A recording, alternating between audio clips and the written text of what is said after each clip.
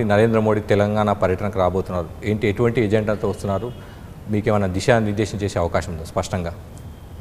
మోడీ గారు తెలంగాణకు ఎప్పుడు వచ్చినా రెండు పనుల కోసం వస్తారు.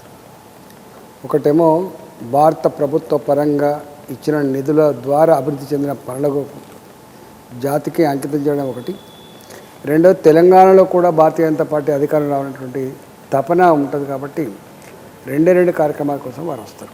ఎప్పటికప్పుడు కూడా అంటే మోడీ వచ్చినప్పుడు కానీ అమిత్ షా వచ్చినప్పుడు తెలంగాణలో బీజేపీ అధికారంలోకి రావాలన్న ఆకాంక్షను వాళ్ళు వ్యక్తం చేస్తుంటారు. కానీ ఇక్కడ రాష్ట్రంలో ఆ పరిస్థితులు అలా కనిపించలేదు. ఎప్పుడు ఎన్నికలు చూసినా కూడా పూర్తి స్థాయిలో మెరుగైన ఫలితాలు రాని పరిస్థితి. దీన్ని ఎట్లా విశ్లేషిస్తారు?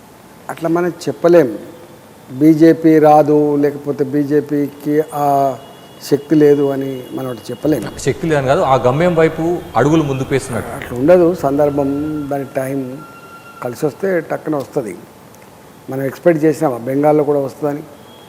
2 సీట్లు గెలుచుకున్న భారతీయ జనతా పార్టీ దేశంలో ఎక్కడి నుంచి ఎక్కడికి వచ్చింది? ఏ వాజ్పేయి గారి నాయకత్వంలో భారతీయ జనతా పార్టీ ఏర్పడి 2 సీట్లు గెలుచుకుందో అదే వాజ్పేయి గారు దేశ ప్రధానమంత్రి కాగలేడు. ఒక్కసారి కాదు, 2 సార్లు 3 సార్లు అయ్యిండు. అట్లనే ఇవాళ 2014లో భారతీయ జనతా పార్టీ మోడీ గారి నాయకత్వంలో అధికారంకి వచ్చిన తర్వాత 3వసారి సంకీర్ణ రాజకీయాలే ఎజెండాగా 5 సంవత్సరాలు పరిపాలిస్తే మళ్ళీ యాంటీ ఇన్కంబెంట్స్ అని చెప్పుకునే ఈ రోజులలో 3వసారి ముచ్చటగా ప్రధానమంత్రి కాగలిగినట్టేనే భారతీయ జనతా పార్టీ ఎంత పట్టుదల ఉంటుందో, ఎంత క్యూట్గా పనిచేస్తుందో దాన్ని బట్టి మనకు అర్థం కావాలి. ఇవాళ గుజరాత్ ఇలా 30 ఏళ్ళ పైబడి ఇప్పటికీ భారతీయ జనతా పార్టీ అప్రతిహతంగా కొనసాగుతూ ఉంది. మధ్యప్రదేశ్ 20 ఏళ్ళ తర్వాత కూడా భారతీయ జనతా పార్టీ కొనసాగుతూ ఉంది. ఇప్పుడు అస్సాంలో 10 ఏళ్ళ తర్వాత మళ్ళీ గవర్నమెంట్ వచ్చింది. ఇవాళ బెంగాల్లో, ఇక్కడ కూడా బెంగాల్లో బీజేపీ ఉంటుందా అని చెప్పి చాలామంది ప్రశ్నించిన వాళ్ళు, ఆశ్చర్యం వ్యక్తం చేసిన వాళ్ళు ఇవాళ 206 సీట్లతో 3 స్థానాలు గెలుచుకొని 206 సీట్లతో ఒక అజేయమైన శక్తిగా ప్రభుత్వంకి వచ్చింది. రాజేంద్ర, మీరు అస్సాం, పశ్చిమ బెంగాల్ అంశాలు అంటే రాష్ట్రాల గురించి, గెలుపు గురించి ప్రస్తావించారు. ఆ 2 రాష్ట్రాలు కూడా బయట నుంచి వచ్చిన అంటే ఇతర పార్టీల నుంచి వచ్చి బీజేపీలో చేరిన వాళ్ళతోనే విజయం సాధించిన పరిస్థితి. అస్సాంలో హేమంత్ బిశ్వ శర్మ, బెంగాల్లో సువేంద్ర అధికారి.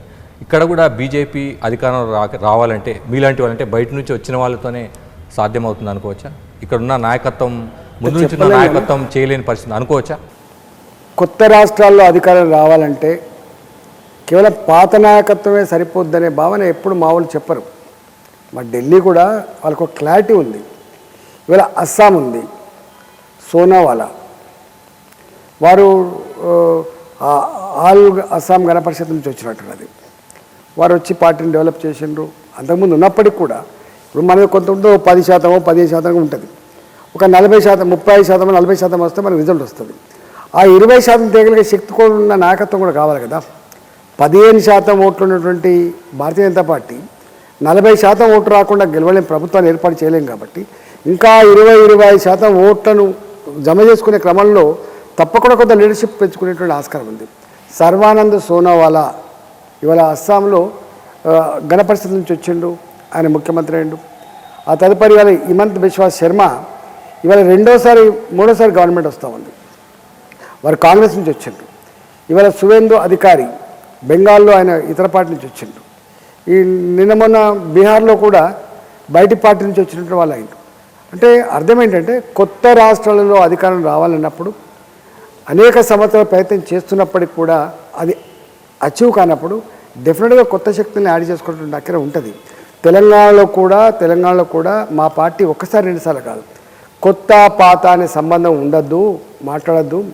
ఇతర పార్టీలలో కూడా వాళ్ళ అనుభవం ఉంటుంది, నాయకులుగా ఉంటారు వాళ్ళు. తప్పకుండా వాళ్ళు వస్తే ఇంత యాడ్ అవుతుంది అనేటువంటి భావన ఉంది. డెఫినెట్గా ఎక్కడో కాడ మాకు ఇప్పుడున్నటువంటి లీడర్షిప్ ఉన్నప్పటికీ కూడా ఇంకా ఇతర పార్టీల నుంచో ఇతర లీడర్షిప్ తప్పకుండా రావాల్సిన అక్కడ ఉన్నది. అట్లా అవుతేనే తప్పకుండా కొంత గెలిచే ఆస్కారం ఉంటుంది.